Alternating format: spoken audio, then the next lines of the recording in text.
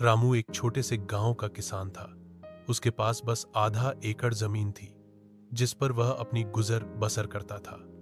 खेत की मिट्टी उर्वर नहीं थी, बारिश भी अक्सर देर से आती थी और पैसे की तंगी तो हमेशा उसके जीवन का हिस्सा बनी रहती थी। फिर भी रामू का विश्वास था कि मेहनत और धैर्य से सब संभव है। हर सुबह सूरज निकलने से पहले ही रामू अपने खेत की ओर निकल पड़ता। फटे पुराने कपड़े, पैरों में घिसी हुई चप्पलें और हाथ में जंग लगा हल उसका साथी थे। उसकी पत्नी सीता और दो छोटे बच्चे घर पर रहते। सीता घर के कामकाज के साथ साथ कभी कभी दूसरों के खेतों में मजदूरी करके परिवार की मदद करती। बच्चे अभी छोटे थे, मगर पढ़ाई का शौक रखते थे। रामू का सपना था कि वह अपने बच्चों को पढ़ाकर एक बेहतर जिंदगी दे। रामू को हर मौसम में नई चुनौतियों का सामना करना पड़ता।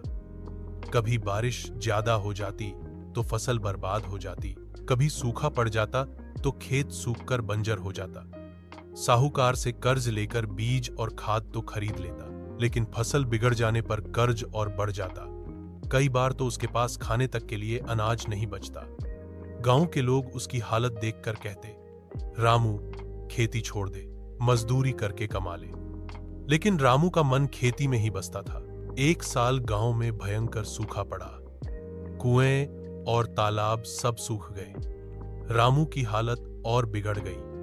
बच्चे कई दिनों तक भरपेट खाना नहीं खा पाए।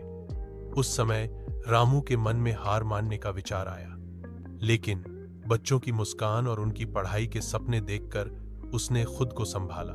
रामू ने गांव के कुछ किसानों को इकट्ठा किया और सब मिलकर तालाब खोदने का निर्णय लिया।